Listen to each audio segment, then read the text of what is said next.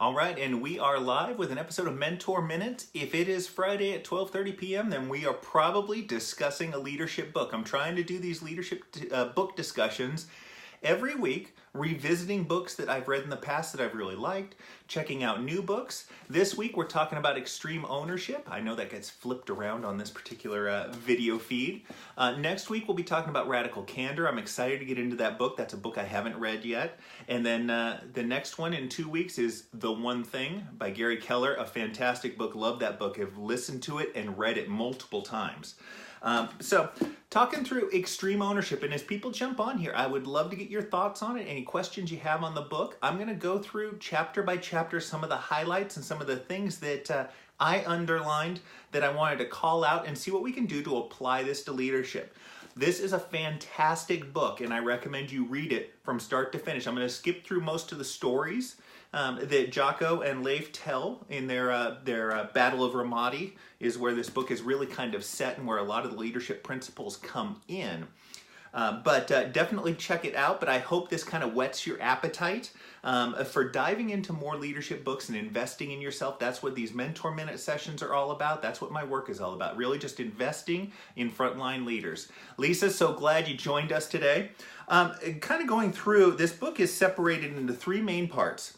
The winning the war within, the laws of combat, and then sustaining victory. And so there's a lot of parallels that are made between battle and the military and then business. And so there's a couple of things that I like to highlight right away in regards to that. And Jocko and Leif actually hit on this kind of hard in one of the particular chapters, and that is there's a belief out there that in the military, the soldiers just do exactly what they're told. And that is not the case in any way, shape, or form. It is not entirely similar to business, in that you'll get a little bit more buy-in because of the chain of command is a little bit firmer, but what you don't get is you don't get that exceptional performance. If they don't believe in what you're saying, if they don't respect you as a leader, they're not going to give 100%. And so that dynamic of getting people to buy in and be on board is something that in the military they struggle with just as much as they do in the business world. The one thing that I do like to highlight in regards to the military is that one of the benefits there is that the mission or the purpose is usually clear. The importance of what you're doing, at least in the instant case, you are covering your fellow soldier, that sort of thing. And that's something that I highlight that everybody needs to get in tune with as far as the business world is concerned. People will respond better. People will perform better when they believe that the mission is important. In the military, I do think they have a little bit of an edge in that regard, but really there's a ton of parallels. Leadership development was really started in the military with the military in mind hundreds of years ago. And so that's where a lot of this stuff started. So with that being said, I kind of went through it 3 parts. And you know what? I'm not going to go through the table of contents. I'm just going to kind of dive in. The first chapter in this book is talking about the concept of extreme ownership. So they get right to the title right away. The idea behind extreme ownership is that to be effective as a leader, you need to take ownership over everything that happens in your department. An employee screws up, that's your fault. The boss screws up and you didn't say anything, that's your fault. The performance and the results that your team creates are ultimately your responsibility. And what happens is when you really buy into that particular concept of extreme ownership, certain things actually get easier. Yes, you might take the political hit, but what happens is you don't have as much defensiveness. You don't have as much noise around a particular issue. You can cut through it and get really focused on action. And this concept very much rings true with me. You'll hear in a lot of these Mentor Minute sessions when I'm handling live questions from leaders around the world, most of my advice is not kind of what your knee-jerk reaction is. My advice is really focused on what you can do in the situation. Yes, I get it. Your boss needs to change. Yes, the employee needs to develop and stop being so stubborn. But the question is what can you do to affect those changes? What can you do to get the plan back on track? And so that's really, for me, how I take extreme ownership. Take that role on as a leader. Everything is your fault. The thing that for those that are still resisting this concept, what I like to do is I like to take a step back And if you believe that something really isn't your fault as a leader in your department, there was a mistake made, ask yourself, was there something, anything that you could have done to prevent this from happening or foreseeing this coming down the pike? And the answer is almost always yes. There is always something else that you could have done. You could have created a checklist so somebody didn't miss a particular step. You could have foreseen that this person was weak based on their prior performance, and so that weak performance was likely to continue. But you didn't do anything about it. And that's what really extreme ownership does. You take in that mistake, shall we say, take ownership of it, and that drives you to action. And it's the action that makes everything better.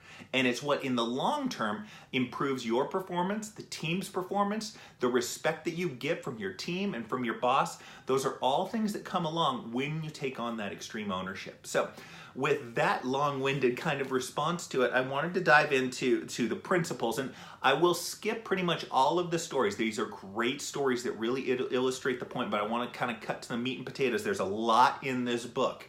So I will probably be here, I'm going to guess, for an hour or more talking through some of these things because it is very rich in leadership advice. Parthiv, Maha, great to see you here. So first principle that they have in regards to extreme ownership is that on any team, in any organization, all responsibility for success and failure rests with the leader. And so that's what I was kind of talking about, but that gets at the principle behind this book. In any organization, on any team, all responsibility for success and failure rests with the leader. And that may seem unfair, but you know what? If leadership was easy, it would probably be somebody else doing the job, all right? You signed up for the challenge as a leader. And so this is part of it that comes with it. And I draw back to that question. When there is a failure, when there is a mistake, was there anything that you could have done to prevent that mistake or that failure from taking place or to foresee it happening before it occurred? And the answer is almost always yes. So you want to acknowledge your mistakes. But when subordinates aren't doing what they should, they must first look in the mirror at themselves. So one of the most popular topics that I get here is accountability and keeping employees accountable and motivated. I guess I'll throw that accountability and motivation in together. And so the people will come on with questions. I can't get my team motivated. They seem really complacent, that sort of thing. What's wrong with them? And that's the wrong way of looking at it. You want to first look in the mirror at what you can do, at what you may have been doing that contributed to it. It may be that you had a hyper important project that you were working on, and so you disassociated from the team. Well, when the leader disassociates from the team, that naturally brings down morale. That makes the environment ripe for no accountability because the leader is drawn away. Look at your past actions that might have led to this, and then focus on the things that can flip that around. All right? So look in the mirror when you see problems, when you see mistakes, when you see failures. Look in the mirror. What could you have done? If an individual on the team is not performing at the level required for the team to succeed, the leader must train and mentor that underperformer. A lot of times, and I just like this to call this out because a lot of times we wait. We don't want to have that we want that underperformer to flip things around for themselves. You've got lots of time pressure. I get that. But really take it upon yourself to turn that underperformer around, train and mentor them. It is your responsibility. A lot of times I will hear leaders say, you know what, my performance is lagging because of 1 or 2 people that are on my team. You know what, I've got a team of 10 people and 8 of them are great, but these 2 people are dragging everybody down. Well, what are you doing about it? You've recognized the problem, now you need to take actions. If underperformers cannot improve, the leader must make the tough call to terminate them and hire others who can get the job done. A lot of times, leaders will throw up their hands. You know what? I have tried to train them. I have tried to mentor them, and it's just not working out. But instead of firing them and moving on from them, a lot of times leaders will go ahead and just kind of pass along and let the person just drift. A terrible example for the rest of the team on there. We often attribute success of others to luck or circumstances. We blame our own poor performance on bad luck, circumstances beyond our control, or poorly performing subordinates. Anyone but ourselves. And I love that call out. We look for those excuses. You know, the reason why Cameron's doing so well is because of such and such. Well, he just lucked into a great department. And they'll tackle this actually in the story that comes up in the next chapter on what is it? It's no bad teams, only bad leaders. But you know, we look for those excuses. Excuses don't matter. And that's part of the concept of extreme ownership on this, is not looking for those excuses, looking for those things that actually contributed to the failure, fixing them so that you can move on with them. When a leader sets such an example and expects this from junior leaders within the team, the mindset develops into the team's culture at every level. And that's part of it. When you take that extreme ownership, when somebody screws up and they know they screwed up, and you say, you know what? That's not your fault. That's my fault. I should have trained you better. I should have provided you with more tools. I should have given you more insight into what I had given you to do. When people see leaders taking that action, when they see them taking that extreme ownership, that's that perfect example of things that filter through the organization. And when you can filter that philosophy into a number of individuals on your team, that's going to be a hugely powerful team. So, end of chapter 1. I'm going to remind me of doing everything right. All right. So, moving on from that, I'm going to go ahead and kind of tackle some of the questions and comments here, make sure that I'm up to speed with everybody on here. Maybe we'll require others to do their job. Me to others' job to prevent failure. Maybe we'll require me. And Maher, that's a good point. You know, so it may be that you need to be a better team member to silos that are outside other departments. What do they need? You'll see this in the teamwork chapter, and I love it. It follows absolutely along with my principles. If you need something from somebody else, how can you help them give it to you easier? How can you make it better? You work with those other individuals. Lisa's comments, how do you take ownership when the team works in different regions within the country? You know, I'm sure there's a very good reason for this dynamic, and that's why you actually brought it up. It would be a situation where, what can I do to be more personally involved? So is it that I need to have weekly team meetings? Do I need to have bi-weekly team meetings? And by the way, I apologize if you hear they're cutting stone across the street here, so you may hear some of that in the background. But how can I be more engaged? Am I engaging in the right way? Am I soliciting the discussion points, the dialogue from the team members to find out where their problems are, where those opportunities are, and how I can help them? Okay, so are you making yourself available to be able to get that information? Are there reports where you can pull some of this information? Are you really doing that deep dive? You don't have to be in the room. In fact, the leader is oftentimes in multiple places and can't actually have that personal interaction with somebody, but you can have some interaction and you can look to make it deeper. That would be my challenge to you, Lisa. I understand there's probably a dynamic there that makes it difficult. And Ferris, that's really the nuts and bolts of it. I appreciate that comment. You have to give the right support before blaming a team member for poor performance. And there is a lot of support.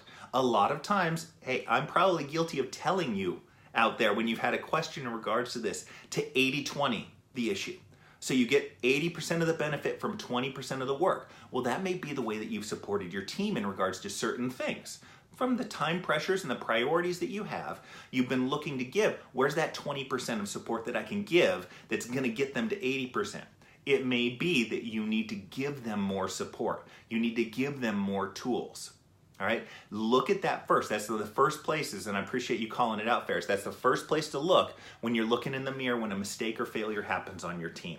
So, really, really great chapter. I love the way they open it up. This is what extreme ownership is about, and they hit it really hard in this particular book. Chapter 2 actually has my favorite story.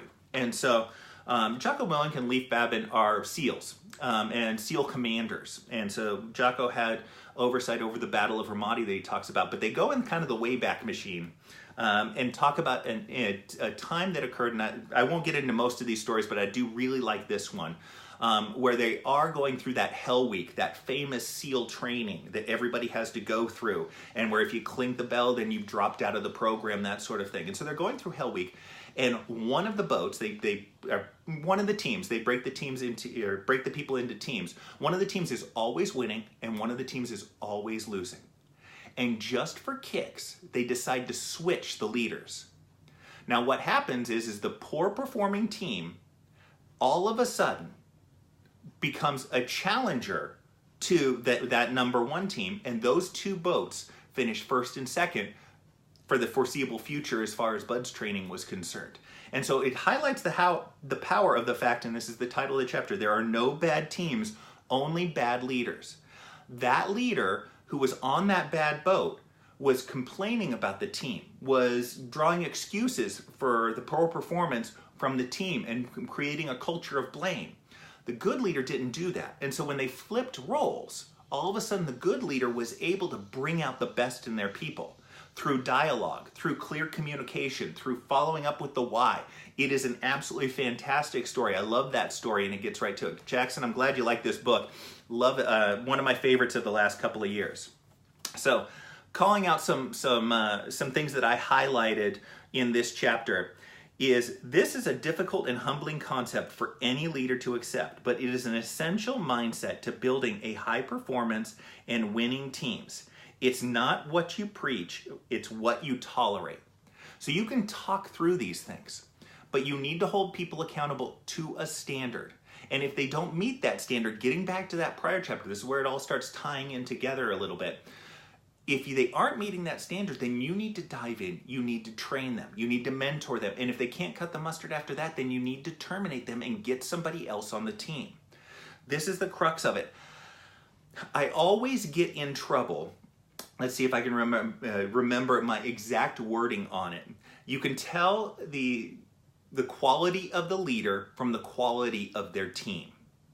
And I post that up there, and I always get a ton of flack from it.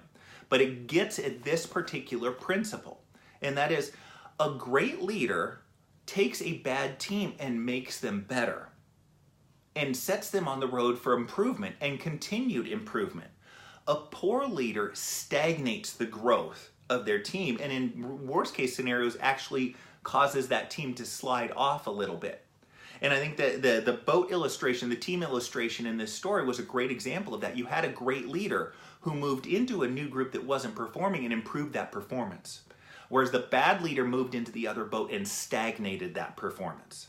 And so it's a hard thing, and it is a humbling thing to try to get at. But if your team isn't producing results, that is a reflection of your leadership. It's a harsh truth, but it is a harsh truth that is powerful in creating action. So you might balk at that, and you might have a natural defensive reaction. I get it. I'm sure that in my career I would have had the same reaction to that. But it is something that if you can absorb it and if you can deal with it, it will set you on the road for improvement because it creates action for you. So most people, calling out another comment, and that is most people, like Boat Crew 6, want to be part of a winning team, yet they often don't know how. And so this gets into that poor performing boat. They want to be on a winning team. In the case of the training here, if you were on the losing team, you were punished with more work. If you were on the winning team, you had more rest. There was a clear incentive. They wanted to be on a winning team, but they didn't know how. And that's where the leader comes in, is showing them how. Now, you don't have to set the example, shall we say, for everything. I don't want to put that burden on you, but you can point out how somebody else is doing it that resonates and that is well. You can look at those best practices that are out there. Teach your team to perform well. This gets back into that. You get what you tolerate. And that's a great concept to remember out there as far as accountability is concerned. When you have an issue with accountability, really tune into this. It's not what you preach. It's not what you talk about. It's what you tolerate. And too many leaders out there are tolerating bad behavior because they don't have the time. And quite frankly, it's just easier to ignore it. Leaders should, and this still talking about some principles here of no bad teams, only bad leaders. Leaders should never be satisfied. They must always strive to improve, and they must build that mindset into the team. I just had a little quote picture that I put up on Facebook on this, and that is, lazy leaders strive to maintain the status quo. Great leaders seek improvement on everything. You aren't there as a leader to maintain the status quo. You are there to make improvements, improve the synergies, improve the costs, improve the revenue. You are there to make improvements, because if you're not growing, you're dying. That's the harsh truth in any organization that's out there. And if you're in a nonprofit and you say, that doesn't necessarily apply, no, because you're not having the impact that you could. So there is always improvements to be made. You should always explore those because there's a dynamic in the world that is always changing. And you can look to to grab some of those changes, implement them, and make improvements in your overall organization. I'll go into some of the applications of business. There's a secondary aspect of these things other than principles in each of these chapters, and that is when Boat Crew 6 was failing under their original leader, that leader didn't seem to think it was possible for them to perform any better. Too many people out there, too many leaders out there don't have that belief in their team. And I want to put you to the test on this. Any of the leaders that are tuning in out there, take your worst performing employee. Do you believe that they can increase to a tolerable level of performance? Do you believe that they can be an outperformer? If you don't have that belief, then that is reflected in how you treat them. And when they see that reflected in you, they are defeated and they won't rise to that level. You need to get in touch with your belief on that. His attitude reflected victimization. As a result, his attitude prevented his team from looking inwardly at themselves and where they could improve. The leader of that poor performing boat didn't believe in the team, felt like he was a victim because he got, a bunch of bum, people on his team. And because of that, he kind of gave up. And when the leader gives up, everybody else gives up as well. And so that's one of those things that you need to be aware of. When you give up on a project, when you give up on a person, everybody sees that. Everybody on the team. Pravina, so good to see you here.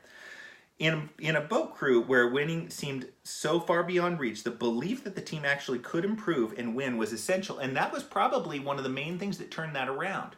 When the worst performing team and the best performing team switched leaders, that new leader into the bad performing boat probably brought a sense of belief, probably brought some energy to it and said, hey, let's kick some butt. All right?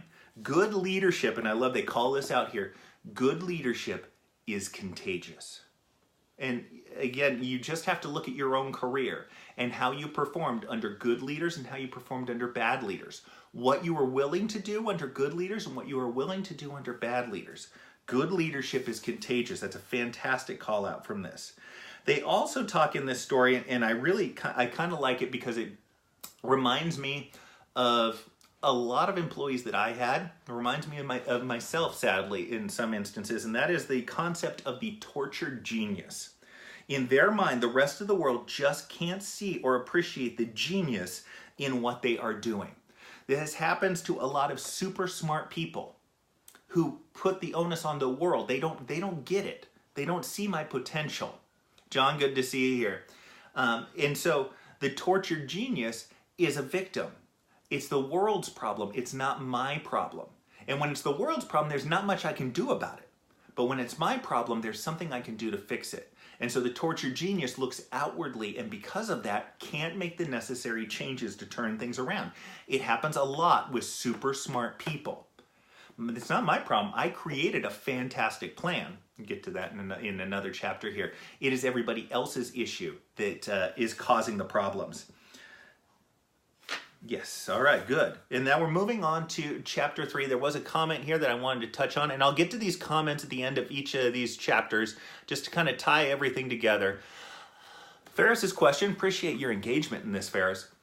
What is the best way to increase self-awareness for a team member or a partner who is underperforming but denies the fact he needs to develop in specific areas? One of the best ways to do that is to get crystal clear with some numbers. Give them some black and white numbers. Put them on a ranking scale. All right, this is one thing where a lot of times you'll say, oh, you know what? You only sold, I'll use an example, $10,000 worth of stuff last week. All right, well, hey, 10,000, that's only 2,000 less than what my best performance was. But if all of a sudden you may take the names out, but you show them where they rank as far as all of the other salespeople, and they realize that they are in the bottom third. They see what is possible. So wherever possible, when people are getting defensive, when people are continually underperforming, I see this a lot with those that have a ton of experience in a particular role. They'll think that they are superstars. But then when you show them where they rank in regards to key performance indicators, they see that all of a sudden they're in the bottom half. It's really eye-opening, really sad, and you need to be able to be there for them to support them, because that kind of rocks their world sometimes. But Ferris, I'd look for specifics, and I'd look for some context within those black and white numbers. That's something that makes it very real and something they can't back away from as much as possible. We can carry on that discussion here as we go along. The third chapter is titled Believe, and kind of getting right to the summary of it here in the principles section. It's, in order to convince and inspire others to follow and accomplish a mission, a leader must be a true believer in the mission. All right? To have success, you need to be a true believer in the mission that you have either tasked everybody with or that you have been tasked with. And that's where there's trouble spots, because we have all been given orders, tasks, projects from our boss that we don't believe in. And that's something that filters down to the team and inhibits performance, and it becomes kind of a self-perpetuating thing. You don't buy into the way things are being done, so your team doesn't buy into the way things are done, and then lo and behold, you get those poor negative results that reinforce the fact that it's being done in the wrong way. So when a leader's confidence breaks, those who are supposed to follow him or her see this and begin to question their own belief in the mission.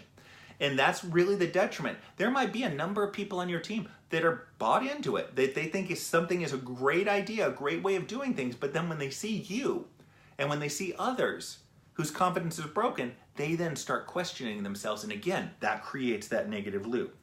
When leaders, and this gets to the crux of it here, of the issue of getting bad orders and getting bad tasks from your boss and bad ways of doing things. When leaders receive an order that they themselves question and do not understand, they must ask the question, why? You must ask that question. You must get clear as to the reasoning behind it, why it's supposed to be the thing that's done. You need to foster that understanding. All right, there's agree to disagree on to how to handle a bunch of these things. All right, that's certainly an aspect of this. But what you want to make sure that you're doing is getting as much information as possible and being able to then convey the reasoning and the why behind it to your team. A lot of times you don't know the reason why. You don't buy into the process, and so you have nothing to tell your team when they ask you those questions, which truthfully just makes you look dumb. The leader must explain not just what to do, but why. And that kind of is that crux of it. And yes, all right, reiterating this. Leadership, I like this call out here to end this chapter, and that is, leadership isn't one person leading a team. It is a group of leaders working together up and down the chain of command to lead. I'm going to say that again, because leadership is often very lonely. People talk about the tip of the mountain as far as a leader is concerned, and this is a different way of phrasing it, and it's a call out in this book, but it's not hit on nearly as much as it probably should be.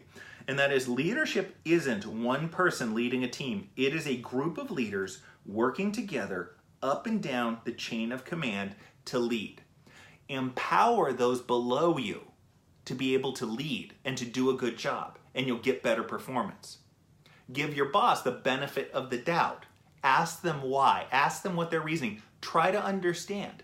There's a couple of things, and I know I have it underlined later on, but this comes up routinely when the authors go out into the business community. One of the questions that they ask is, well, do you think your boss wants you to fail?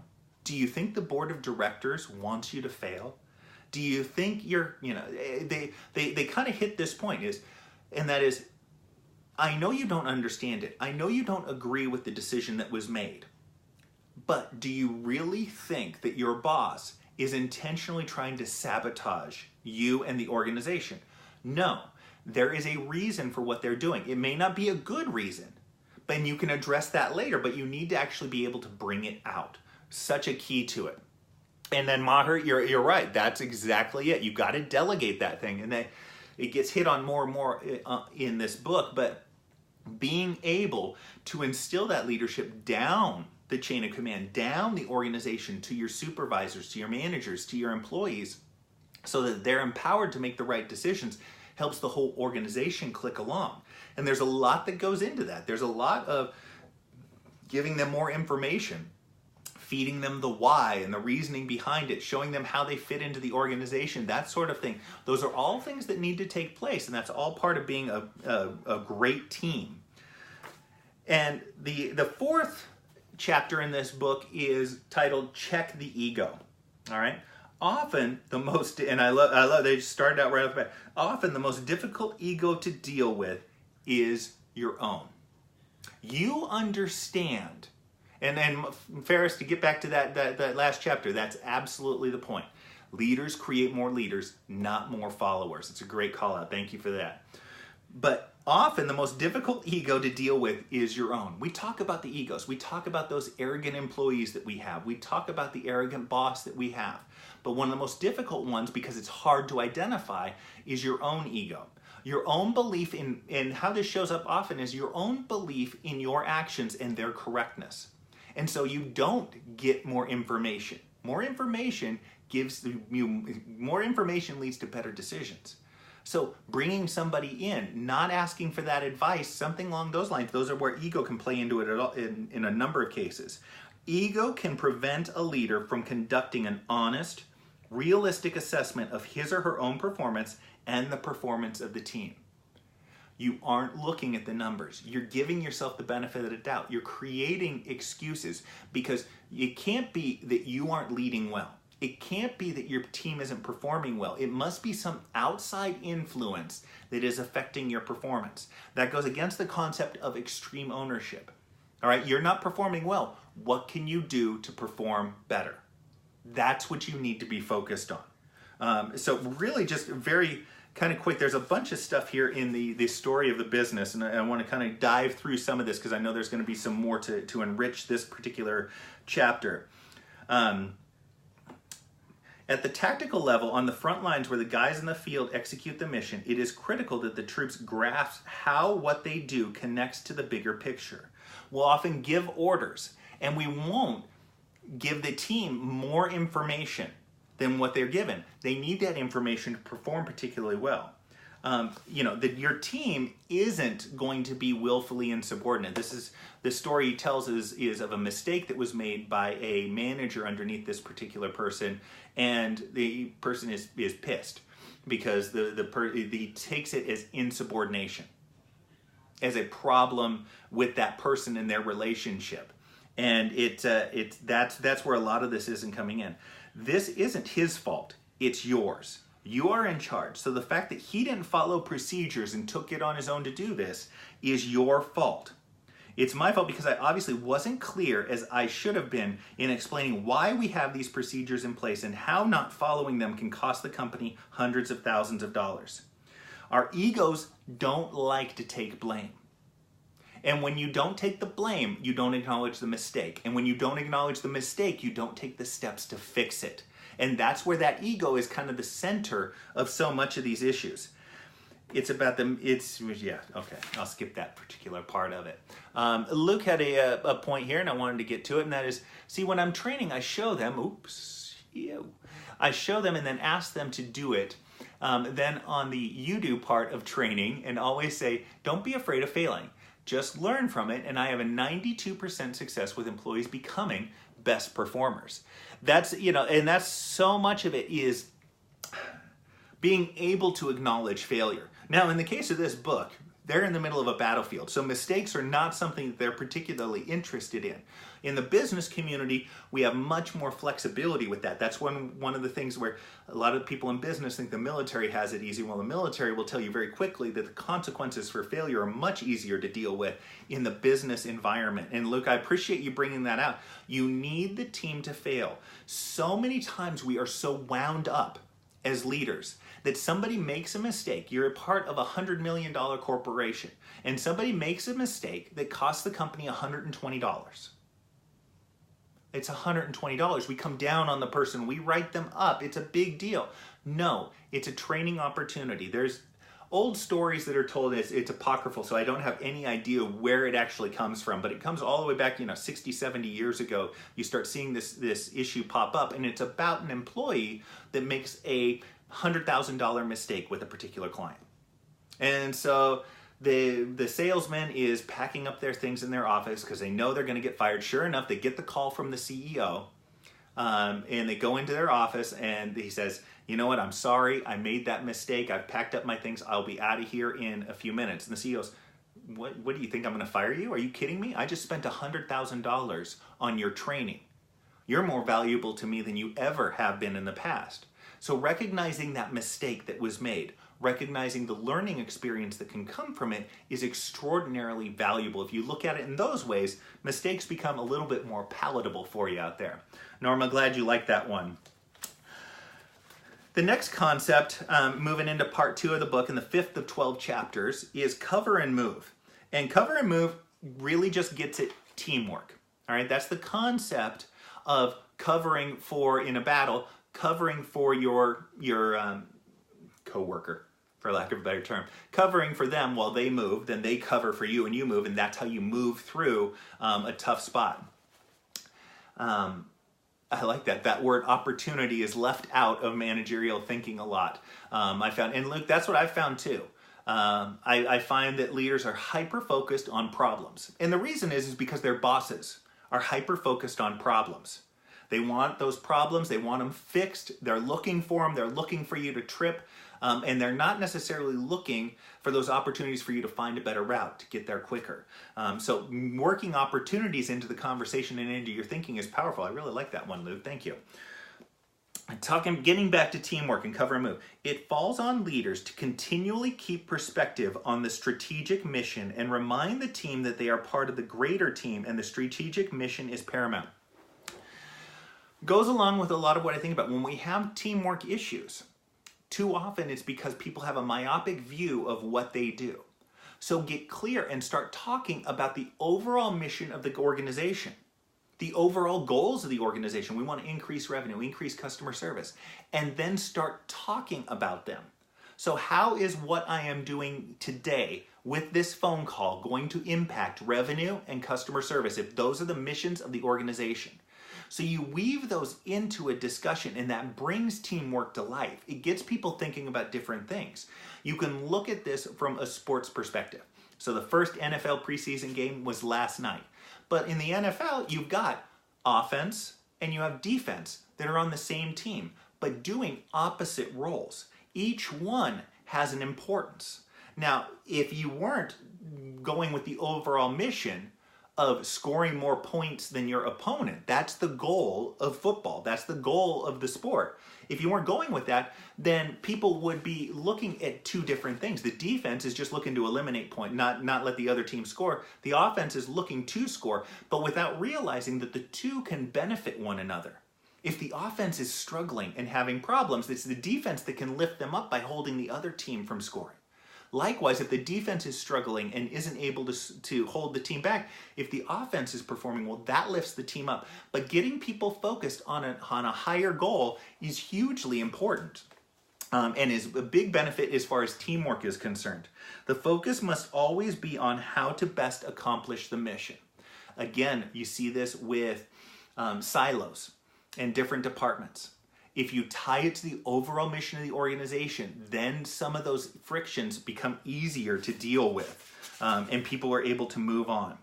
And so they actually talk about this in the book. The application in a business environment is with a particular subsidiary. And so the subsidiary supplies the organization with materials that they need, and the subsidiary is screwing everything up. So the question that was asked was, how can you help this subsidiary company? You are both owned by the same corporation, so you both have the same mission. And that is what this is about, the overall mission, the overall team. Too many times we want them to fix the problem when we can absolutely step in and help them to fix the problem and help them help you. So when you look at other departments within your organization that aren't helping you, the question is how can you help them help you? What can you do? All right? The enemy is all the other competing companies in your industry that are vying for your customers. The enemy is not in here. And when you really see teams degrade, that's what you start seeing. You start seeing them as the enemy. You know what? In my work in hospitality, it was an easy dynamic. You know what? The operators are screwing up as far as putting the orders in. The front desk isn't checking people in fast enough and is giving them bad information. What can you do? You can play the blame game, but nothing changes. But if you come together, you focus on the overall mission, in that case, a great customer experience, then you can start taking actions to fix those particular problems. And that is something that moves forward and activates that teamwork. So the last point on this one that I'll mention is when talking about working with others, with other team members, is build a personal relationship with them. Explain to them what you need from them and why, and ask them what you can do to help them get you what you need. And that kind of gets the nuts and bolts of it, but the real point that I want to put here is it's a personal relationship. Call them on the phone. Stop sending emails. Work up the communication ladder. Maybe it's that you go over and you talk to them face to face instead of over the phone. Build that relationship. Help foster that understanding, and it's easier for people to work together in a team environment. The 6th chapter is simply labeled simple. And that's kind of all that needs to be said. Simplifying as much as possible is crucial for success. Everyone that is part of the mission must know and understand his or her role in the mission and what to do in the event of likely contingencies. If your team doesn't get it, you have not kept things simple and you have failed. So one of the main keys as far as keeping things simple, really cutting out all of the superfluous stuff that you might be tasking people with, is that you get better understanding. If you keep it simple, today we are focused on this particular aspect of our business. That's keeping it simple. There's no gray area there. Simple makes it easier for people to follow instructions and makes it more likely that you are going to get the results that you are looking for. Now, that is way easier said than done in so many cases. And that's where you have to practice it. You have to look for it. Look for the keys. When people aren't understanding, when you are getting back different results than what you're looking for. If you send out a project, delegate a project to somebody and it comes back completely different than how you wanted, you need to focus on simplifying, not necessarily on adding more stuff to them. Focus on the simplification of it and you're going to be more likely to be able to get the results. A lot of times I'll tell you a cheat on this. When delegating a task, to keep it simple, give them an example of how you want it done. So if you're delegating a report, give them a final report so they see something to balance it against. That's one of the best ways of trying to keep it simple.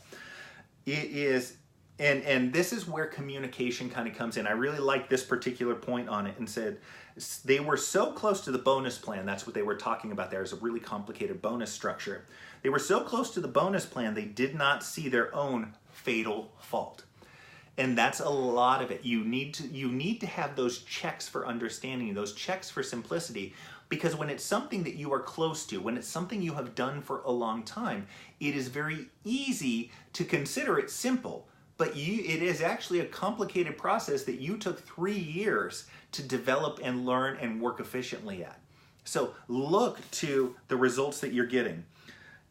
But all animals, and this is again starts tying together some of the concepts that we're talking about in the book, but it's something that gets at it a little bit as well, and that is, but all animals, including humans, need to see the connection between actions and consequences in order to learn or react appropriately. Calling that out in the middle of a chapter on simple, I don't necessarily get it, but I very much like it. You need to understand what the consequences are to a particular action so that you can learn and adjust appropriately to it. When something goes wrong, and it eventually does, complex plans add to the confusion, which can compound into disaster. I'm going to say that one more time. When problems come up, if you have a complex plan, that often adds to the problem. If you have a simple plan, that can drive the solution to that particular issue that comes up. If the plan is simple enough, everyone understands it, which means each person can rapidly adjust and modify what he or she is doing. If the plan is too complex, the team can't make those rapid adjustments.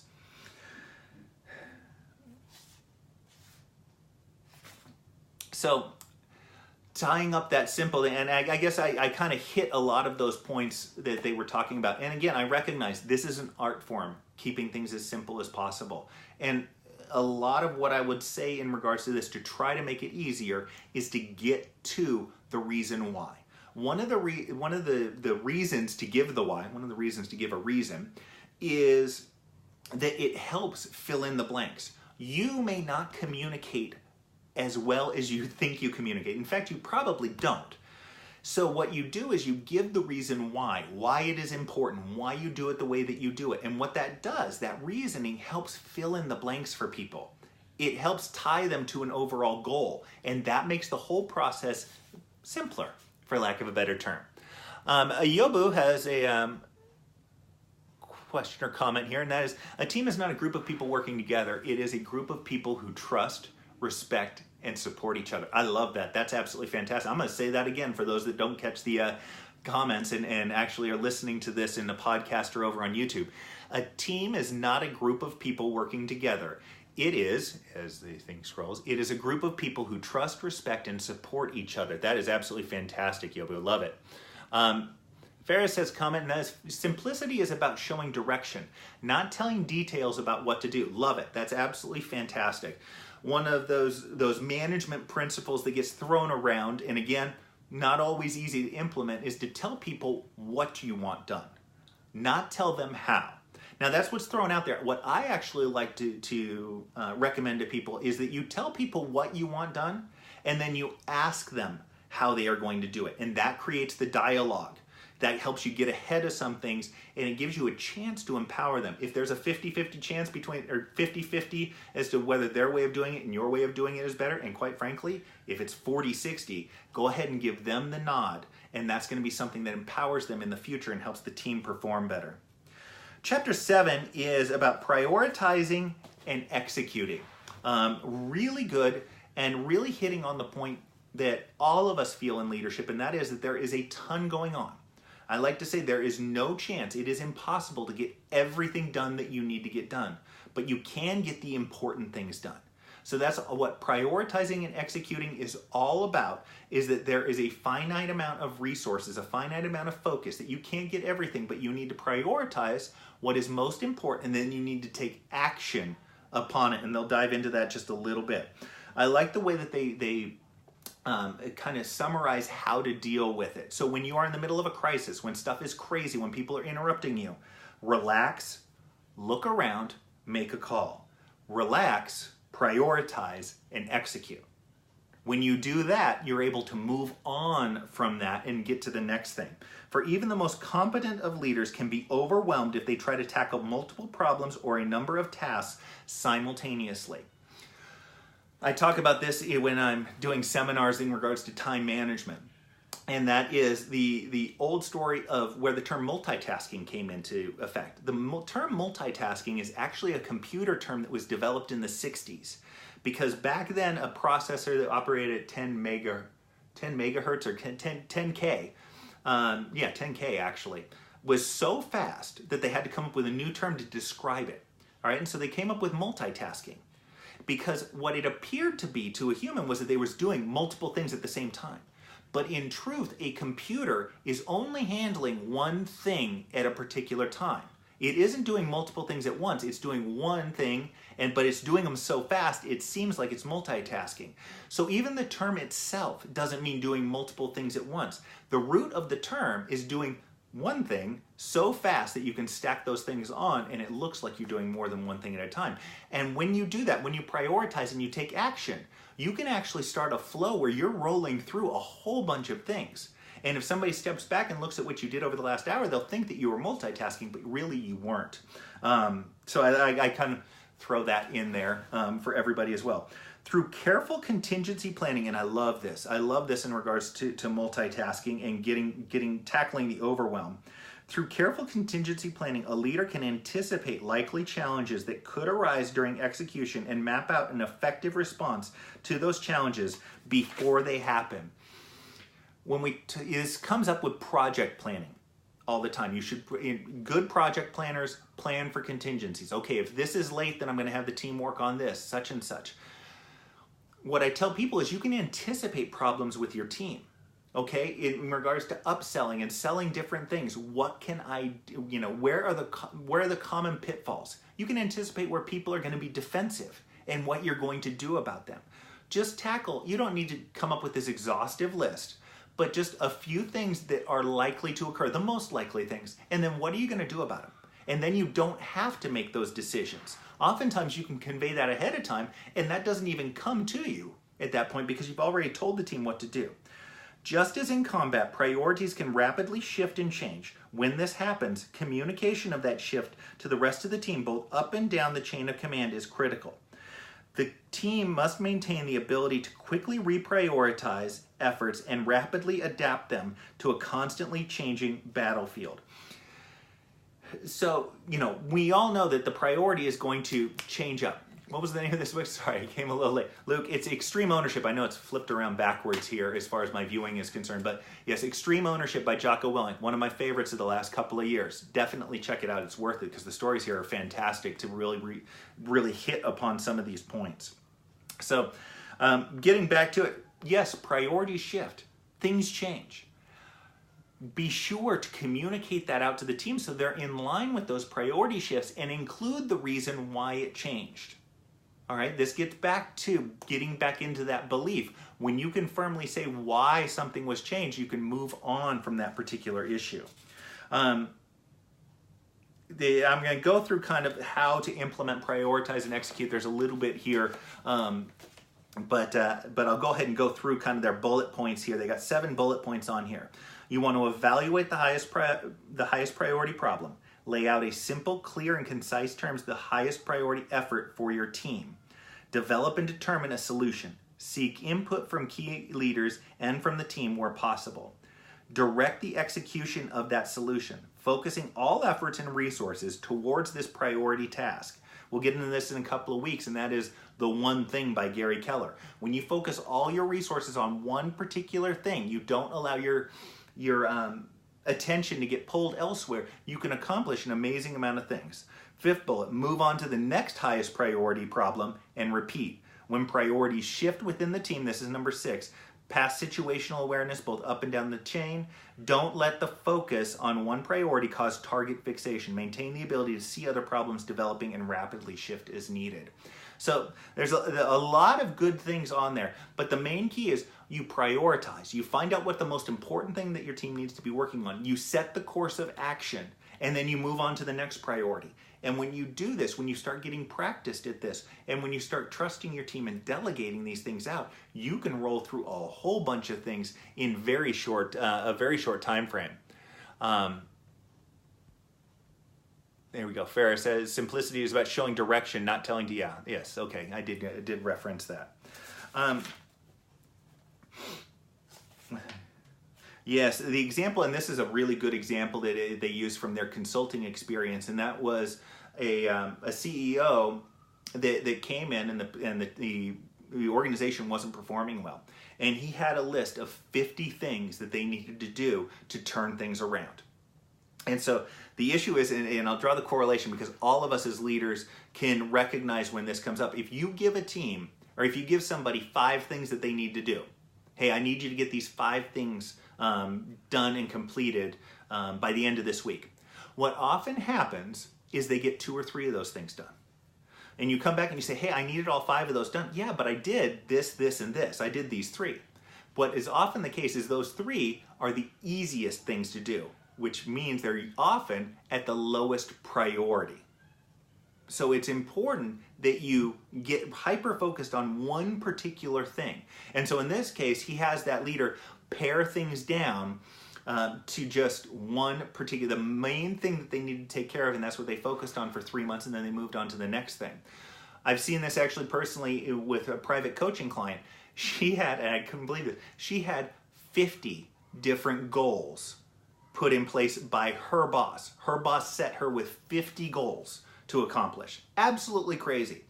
But what was funny is we were actually able to roll those up. All 50 of those goals really tied into only 3 key things. And if you just made the goal about those 3 things, the rest of it, the 47 other things, became the plan basically to reach those particular goals. But what may have happened in that case is with 50 different goals, you'd come to the end of the year and you'd say, you know what, I accomplished 30 out of 50 goals. I accomplished 30 goals this year. Woo, good for me. except that you missed out on two of the key priorities. And so really getting focused on one particular thing can really improve the performance of the team and the results that you're getting. Too often you're spreading the team so thin they can't make forward progress. But if you stack them up and build their strengths together, they can exceed those performance goals. Everything went so well. Good. I'm glad, Janine, that worked out well for you. Janine, somebody sent me a question through email, and this is something I offer everybody out there. If you have a question, you have a situation you're dealing with, shoot me the question. I'm happy to deal with it. I'll either anonymously put it in one of the Mentor Minutes episodes, or I'll just tackle it directly. Chapter 8 is about decentralized command. And the principle they really want to get at here is delegation, really, and building up leaders throughout the organization. Human beings are generally not capable of managing, and this is interesting, more than 6 to 10 people, particularly when things go sideways and inevitable contingencies arise. That was something that caused me a little bit of reflection, because I would have bumped those numbers up. I think the ideal team that you can see in an organization is anywhere from 8 to 12. And I think 8 is really on the low end. But when I think back upon my experiences, I do think those smaller teams are actually better and more impactful to the organization. And so they say 6 to 10, I'll go ahead, back them up. I usually would bump it higher, but it's probably safer, especially when there's contingencies, especially when there's a crisis. And when you start talking about leaving no excuses, taking some extreme ownership over the performance of your team, if you're having to talk to 10 individuals, if you are having to monitor that performance, mentor, train, coach, that is an awful lot of work, and it doesn't allow a lot of time for you to tackle your own things and what else you're dealing with. And that could be really why they're diving back to that 6 to 10. Every tactical team leader must understand not just what they do, not just what to do, but why they are doing it. If frontline leaders do not understand why, they must ask their bosses to clarify why. Again, when you get a directive from your boss or from the executive committee or the owner, and you don't understand why, or you don't agree with it, it is important that you ask them why. If you haven't asked them why, you haven't done your job. And this gets very real, because your team is going to ask you why. And then you're going to look like an idiot because you can't tell them why. And saying, well, I didn't understand it either, just sets it all up for success and isn't showing proper leadership. Other senior leaders who are so far removed from the troops executing the front line that they become ineffective. I didn't highlight the first part of that, and that is, when we talk about decentralized command, we talk about delegating. There's... You can delegate yourself out of a job, not because you've given all your duties down to the team, but you've stayed out of touch with the organization so much that you can't make effective decisions. It's the opposite of micromanagement. It is, macro management to the extreme, and you don't know what your team is doing.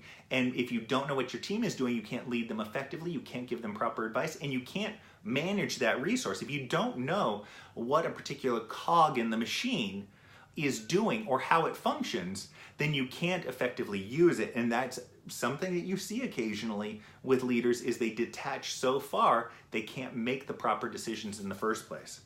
Leaders must be free to move to where they are most needed, which changes throughout the course of an operation.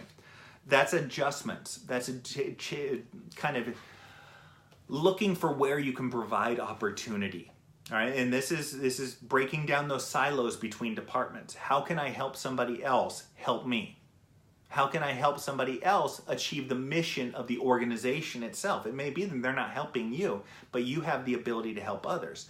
I saw that in hospitality. I had a team of over 300 individuals. That's a lot of people that are sitting at a desk. In this case, it was a call center. They're answering phones.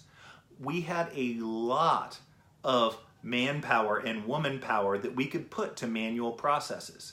So if you needed something done, if you needed something collated, if you needed data entry done, we were a resource for other teams, other departments, because we had so many people available, and it was one of the few departments that had that many people sitting down at a desk that could do this work.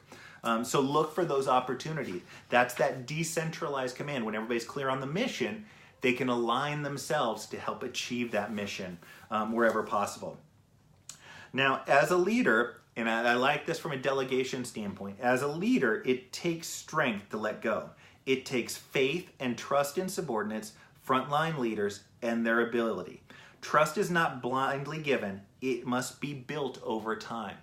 And so it takes strength, it takes courage to give somebody a task where you know that there's a decent chance they're going to fail and fall on their face the first couple of times. That's going to happen.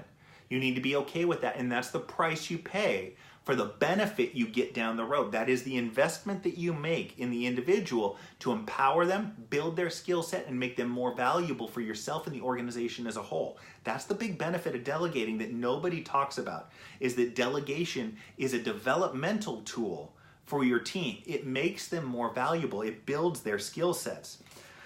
Let junior leaders solve it, even if the boss knows he might solve it more efficiently. And this is where we see bosses come back in the term of delegation. You come in and you just save it. You know what? It's just going to take me 15 minutes to do it. It would take you half an hour. I'll just go ahead and take care of it. Again, you're taking that short-term benefit and you're trading it against that long-term benefit. And the long-term benefit is more powerful than that short-term benefit. Make those long-term decisions and those pay off over time. Open conversations build trust. Overcoming stress in challenging environments builds trust. Working through emergencies and seeing how people react builds trust. All of those things, I'm going to say those again because it's huge.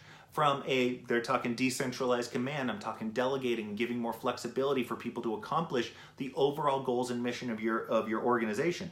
Open conversations build trust, where you're able to have a frank conversation with somebody.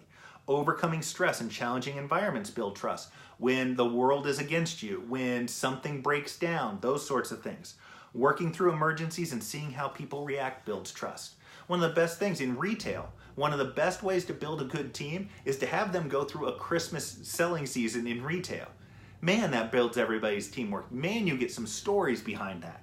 Those crises are opportunities to talk about what Luke was mentioning as far as a word that isn't used nearly enough in leadership. Those are all opportunities. The next chapter is in regards to the plan. All right, now moving forward from all of these things, what is the plan? How do you work the plan? Planning begins with mission analysis. Leaders must identify clear directives for the team. What is the purpose behind this?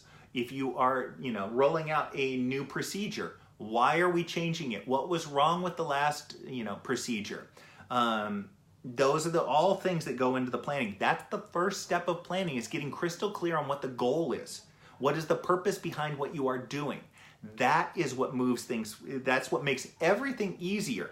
That's part of simplicity, but that gives people a clear direction and helps them fill in the blanks as you go.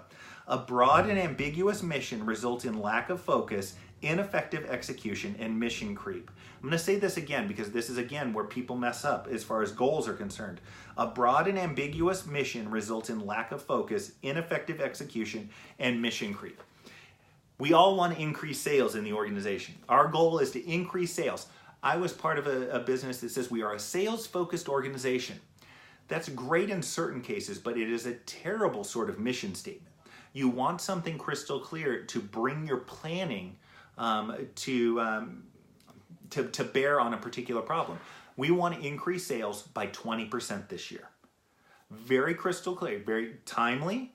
It has all of those SMART goal, specific, measurable, actionable, realistic, and timely. So it has those.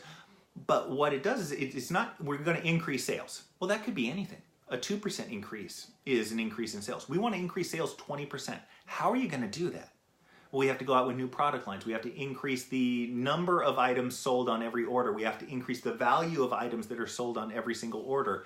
That helps you plan backwards. That's the power of a clear goal moving forward, of a clear, mission, if you will, in this case, is you can take that mission and then you can plan backwards to reach it. And that also creates your milestones as you go along. It is critical to utilize all assets and lean on the expertise of those in the best position to provide the most accurate and up-to-date information. Do you want to know who can give you the best accurate and up-to-date information? It is your frontline employees. Engaging them, this is what this is talking about in the planning process. Getting their 2 cents, bringing a couple in right from the start. They will inform you of some of the barriers that you may not be aware of some of the problems that they could anticipate with a particular course of action. They help make the plan real. Leaders must delegate the planning process down the chain as much as possible to key subordinate leaders. All right? You need to, again, this gets back into that I'm going to tell you what to do, not how to do it. It's an opportunity to build trust. It is an opportunity to take yourself out of that process and let your team develop a little bit. So involve those frontline leaders. When you involve them in the planning process, it's easier to bring them in and give them ownership over certain aspects of it. Team participation, even from the most junior personnel, is critical in developing bold, innovative solutions to problem sets. You want to increase sales by 20%. You are going to need everybody to have their ideas on what they need. They may highlight certain products that you weren't aware of that people are asking about constantly. So you can direct some of your inventory into hot areas. Bringing everybody into that is how you're going to get different and bold solutions. And when you create a dialogue around that, so you set the plan as the goal first. This is what we're looking to accomplish. You start working backwards, but when you work backwards, you're bringing the team into it. And you're going to come up with some different solutions than you've tried before, and that's the idea behind it. It also helps when you bring people in to getting ownership and buy-in of the particular plan. That's something that people miss out on so much. They want people to buy into a particular change. Bring those people into the planning process, and they will take some ownership and they will buy in. A good plan must enable the highest chance of mission success while mitigating as much risk as possible. And what they're talking about on this one is that any change, one of the reasons that leaders fall into the trap of just maintaining the status quo instead of trying to look to make improvements is that there is a risk that is associated with making improvements. You might try to make an improvement and you fail, and it isn't any better, but you've wasted all of that time training and thinking about it, all right? There is a risk. You need to balance that risk with moving things forward in the mission success. So when you have a bold plan, we want to increase sales 20%, 25%, 30%, you are going to have to risk trying some kind of crazy ideas to see if they work. It doesn't mean you don't prioritize them as far as chances of success, but realize that you need to take bold steps, and bold steps are often risky steps. The best teams employ constant analysis of their tactics and measure their effectiveness so that they can adapt their methods and implement lessons learned for future missions. This goes back to where one of the most common steps to be missing in any sort of plan, any project plan, any implementation plan, the most common step that is missed is the debrief at the end. What are our lessons learned? What could we have done better? Where are there opportunities that we've now seen now that it's been implemented? That's one of the big ones there as well. But having that debrief helps you learn and move on to the next thing, wiser and better. All right. You're going to focus areas and pain areas. I'm glad this is working for you. I like these discussions. I'm really enjoying going back through some of these books that I've read in the past and giving them a second look. And that's one of the principles I'll hit on constantly in these Friday sessions is if you haven't read a book in 5 years, go back and reread it. You are going to take different things from it. You're going to find different applications. And I think everybody's going to see that. I'm going to start throwing out the 7 Habits of Highly Effective People, that sort of thing, where most everybody has read it. But you're going to be able to bring a different mindset because you might not have read it in 10 or 15 years. Ferris's comment here is working on engaging the team to achieve organizational goals should be linked and associated to their individual development. I mean to link the annual objectives to IDPs. Yes. I mean, wherever possible, yes, that should absolutely take place. And it can be, for those of you that don't necessarily buy into that, because the goals of the organization may not have a personal application, and that may not be the case, in Ferris, when you start talking about IT departments and, accounting departments, it's tough if the goals are revenue increases for the organization. There's only a loose tie-in there, but there's often a tie-in, and you can also throw out an innovation aspect into their IDPs. Where are you coming up with new ideas to improve the organization? Where are you seeking to bring in some tie-ins and helping out another department, breaking down those walls between silos? You can put a couple of those development things into IDP. So those of you that kind of balk at that comment because of the area that you happen to be in and how it's kind of disparate from the overall goals of the organization, you still can put in those teamwork elements where you're helping overall mission success for the organization, even if you don't have an immediate tie into it, and innovation and improving operations. That's a great point, Ferris. I appreciate it. Now we start getting real here. The next chapter is about leading up and down the chain of command. So first, they talk about leading down the chain of command.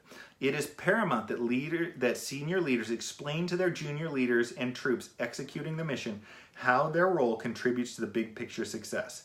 It is not intuitive and never as obvious to the rank and file employees as leaders might assume.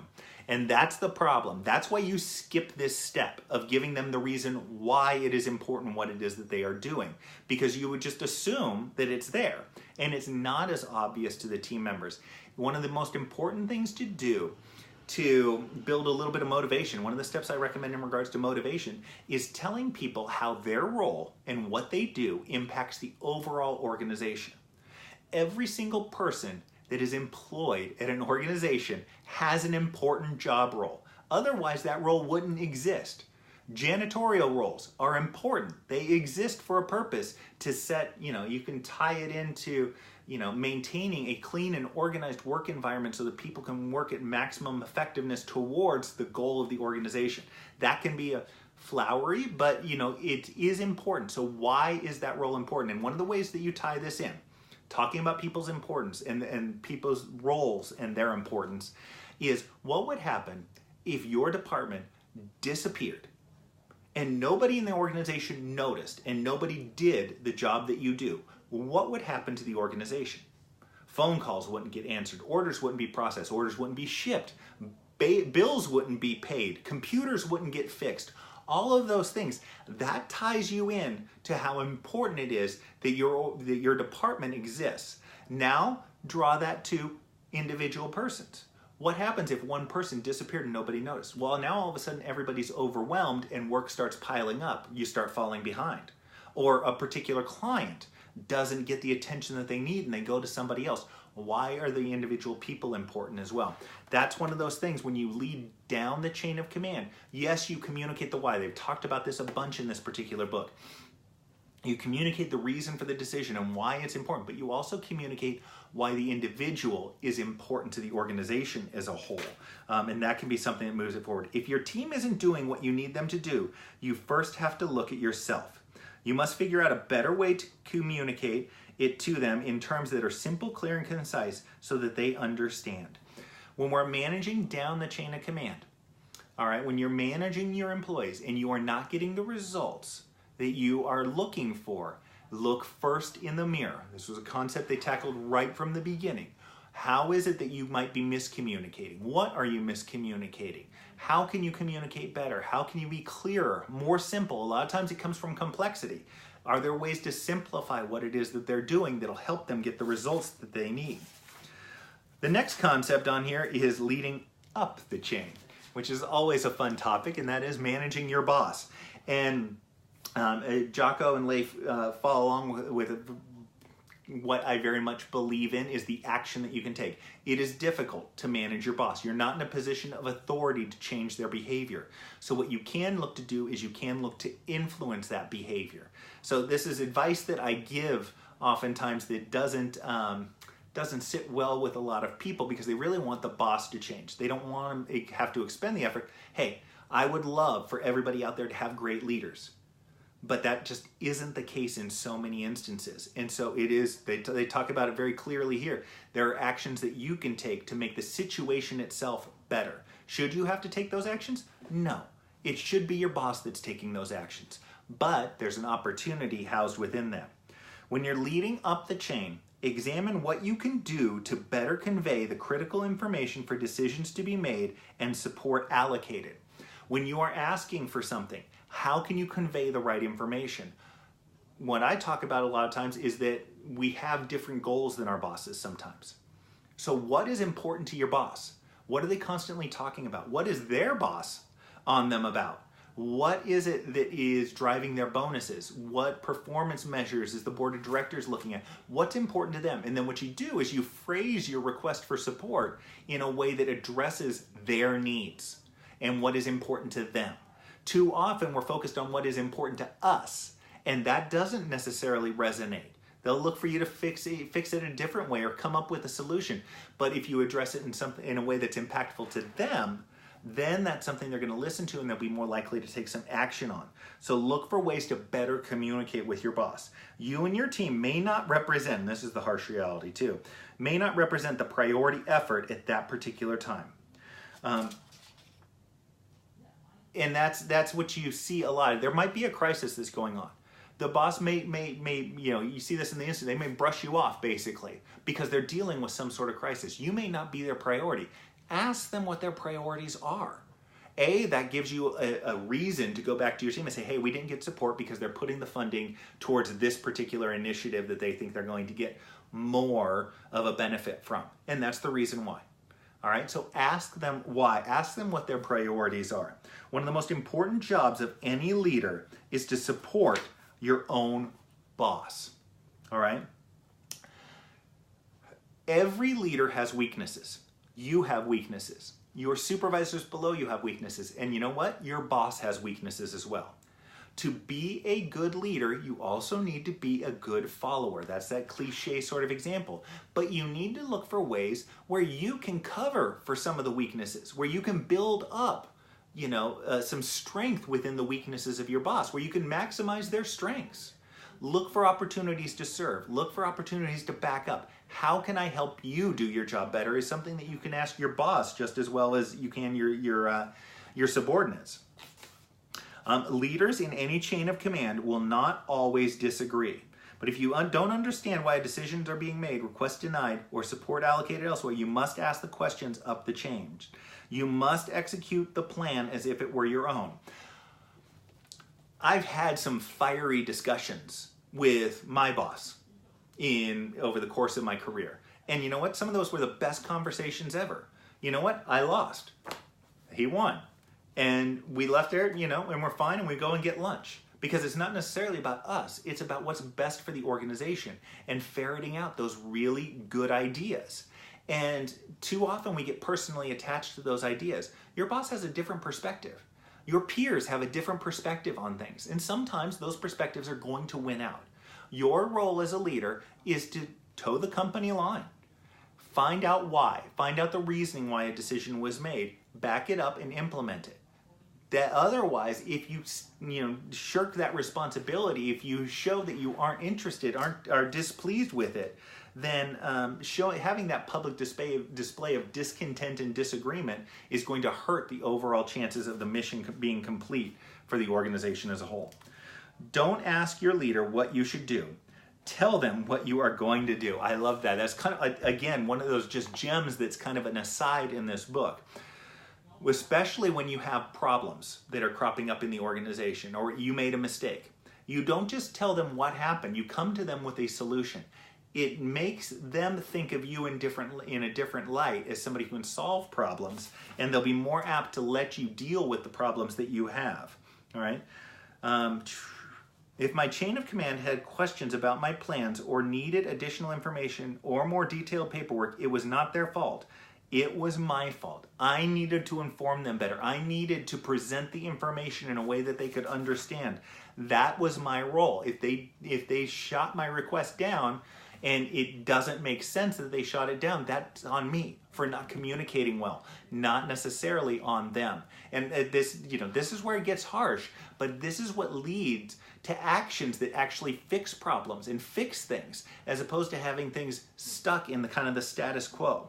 If you think they don't fully understand the challenges you are facing here, invite your senior executives out to the field to see your team in action. A lot of times, we talked about this in the separating of command section. You need them to be, sorry, completely lost my train of thought there. You see yourself out to the field to see your team in action. You just need them to be out there and see. They get disassociated with what's going on in the organization. Sometimes they really need to understand. Yes, they might not be able to come to you and actually, shadow a salesperson or shadow one of your team members, or they don't have time to shadow them for long enough to see a particular issue. But what you can also do is you can come up with examples. So if you have challenges, there's likely not just one challenge or one instance of this challenge. There's often multiples. So present them with those specific challenges and where that came in. Chapter 11, and we got just this chapter and one more in our discussion of extreme ownership, it is critical for leaders to, it's decisiveness and uncertainty. It is critical for leaders to act decisively amid uncertainty, to make the best decisions they can based on only the immediate information available. So what happens a lot is we don't have all of the information, or as much information as we'd like to have to be able to make a decision in regards to whatever it is that we're dealing with. But you need to rely on your background, your experience, the overall goals. Some of those things that they bring up an example in here. There's certain decisions you can quickly pivot away from, and there's other decisions that are final. All right, look at those and see where you have the flexibility possibly, and that can inform that decision just a little bit. But you will not have all of the facts that you want. You will not have 100% certainty that what you're going to do is going to be successful.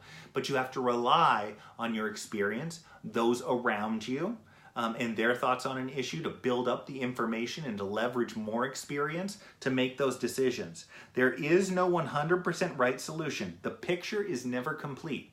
All right? What you have to do is execute on that. Be decisive. Waiting for the 100% right and certain solution leads to delay in decision and an inability to execute. If you wait I draw the correlation to perfection. If you wait for perfection, you'll always be waiting because you're not going to find it. You're not going to have all of the information, but you can have a pretty good guess as to what you need to get done. So decisive amid uncertainty. You will not have all of the information, but you still need to make decisive choices. Doesn't mean that you are just being flippant with the decisions that you're making. It means that you're giving it careful thought, you're examining what you have, and you're making a decision as quickly as possible. A lot of times I draw the correlation with people who have procrastination issues. And what happens is you're in a state of constant planning. You use planning as an excuse. It's something I'm doing, it's worthwhile, that sort of thing. But a lot of times one of the best things you can do is take the next step that is obvious. Because so many plans, so many projects are kind of like hiking a trail through the dark. Your flashlight can only see so far. So if you move through the obvious steps that you need to take immediately, you often gain more perspective that informs your decisions down the road, and that can be very helpful. The last chapter is a good one, and actually segues. They're actually coming out, Jocko Willink and Leif Babin are coming out with another book at the end of September that I'll be interested in, and I'm sure I'll be reading and discussing here, and that is the dichotomy of leadership and how things balance differently. And generally, when a leader struggles, the root cause behind the problem is that the leader has leaned too far in one direction and steered off course. So I'll go through this list of things that leaders need to have, and they call it the dichotomy of leadership. So those things that are balanced. So you need to have discipline and freedom. Discipline equals freedom is the name of this particular chapter. So discipline is very rigid, freedom is very loose, but they demonstrate how having the discipline to do things the right way gives you the freedom to actually do more things. And so I wanted to kind of go through these in the dichotomy of leadership. And the powerful principle is really right there, is whether when you're struggling, the root cause of the problem is often that you're leaning too far to one side in one of these dichotomies. A good leader must be confident, but not cocky, courageous, but not foolhardy, competitive, but a gracious loser, attentive to details, but not obsessed by them, strong, but have endurance, a leader and a follower. We've talked about many of these things, but these are those balancing things on the scales. Humble, but not passive, aggressive, but not overbearing, quiet, but not silent, calm, but not robotic, close with the employees, but not too close, and able to exercise extreme ownership over everything while also exercising decentralized command. All right, a lot of dichotomies. You're taking extreme ownership. Everything is my fault, but I'm going to trust and give out more responsibility to other people, that decentralized command. Finding those balances. And when you start having struggles in leadership, these are a good place to go to find where those struggles may be occurring and how to actually fix those. So this was a nice long discussion. I figured it would be because I love that book, Extreme Ownership. You should pick it up. Read it, definitely on my recommended list. Next week, I will be talking about Radical Candor with Kim Scott. Again, I know this is coming up in reverse here. And then the week after, I'm going to deal with The One Thing. So every week, Fridays, 12:30 p.m. Pacific Standard Time, I'll be here discussing books and how they apply to frontline leaders like yourselves. Take care, everybody, and I'll talk to you tomorrow. Bye-bye.